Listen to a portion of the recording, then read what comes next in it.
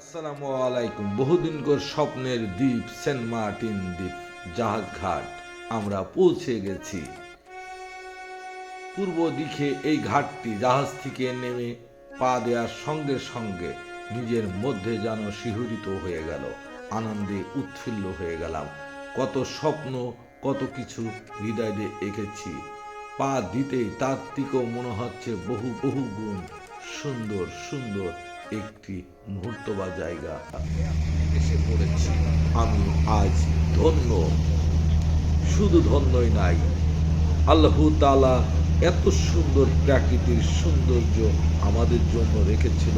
যদি না আসতাম জীবনটা অপরিণত থেকে যেত। জীবনে প্রথম সমুদ্র, উত্তাল সমুদ্রের মধ্যে জাহাজ যে করে স্বপ্নের দ্বীপ সেন্ট মার্টিন দ্বীপে পা রাখতে পারলাম।